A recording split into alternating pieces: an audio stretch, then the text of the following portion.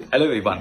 So நேத்து ஒரு video போட்டிருந்தேன் about 100 tons of gold coming back to India, golden era is back and இது எல்லாமே கிரெடிட் வந்து மோடிஜிக்கு போகுது, சென்ட்ரல் கவர்மெண்ட்க்கு போகுது அப்படின்னு சொல்லிட்டு அண்ட் நம்ம வியூவர் ஒருத்தர் வந்து இதை பத்தி இன்னும் கொஞ்சம் டீடைல்டான இன்ஃபர்மேஷன் கொடுங்க அப்படின்னு சொல்லி கேட்டாங்க. ஸோ அவருக்காக தான் ஸ்பெஷலா இந்த வீடியோ நான் செய்றேன். This video is only for you bro.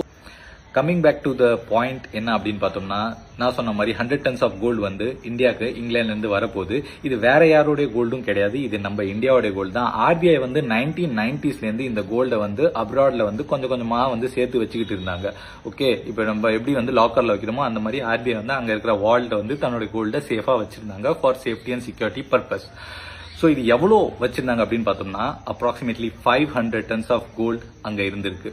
இப்போ 100 tons நம்ம எடுத்துட்டோம்னா 400 tons அங்க இருக்கும். அண்ட் இந்தியால ஆர்பிஐ கிட்ட ஆல்ரெடி 300 tons ஆஃப் கோல்டு இருக்குது. இது வந்துச்சுன்னா 400 tons ஆகிடும். ஓகே, டோட்டல் 800 tons ஆஃப் கோல்டு வந்து ஆர்பிஐ கிட்ட இருக்கு.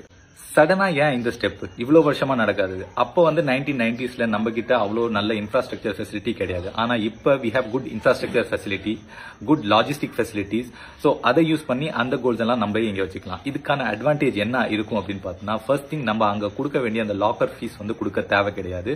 நம்மளே வந்து இப்ப நம்மளால மேனேஜ் பண்ணிக்க முடியும். அது ஒன்று. செகண்ட் திங், இந்த கோல்டு வச்சுக்கிட்டு நம்ம எப்ப வேணாலும் நம்ம காசு பிரிண்ட் பண்ணி நம்மளுக்கு வேணுங்கிற ப்ராஜெக்ட்ஸ், நல்ல இன்ஃப்ராஸ்ட்ரக்சர் விஷயம், நல்ல மக்களுக்கான திட்டங்களை கொண்டு வர முடியும். ஆனா நேத்து நான் போட்ட வீடியோல எனக்கு ஒரே ஒரு ஆதங்கம் என்ன அப்படின்னு பார்த்தோம்னா, இது வந்து இந்தியாவோட கோல்டு, இந்தியன் கவர்மெண்டோடைய இது வந்து ஒரு கடமை அவங்க இருந்து கொண்டு வருது. பட் இட்ஸ் லைக் இது காமிக்கிற விதம் தான் எனக்கு ப்ராப்ளமா இருந்துச்சு. அவ்வளவுதான், தவிர வேற எதுவும் கிடையாது. இது வந்து நம்மளுடைய கோல்டு, நம்ம வச்சிருந்தோம், நம்ம எடுத்துட்டு வந்துட்டோம், அவ்வளவுதான் விஷயம், வேற ஒன்றும் கிடையாது.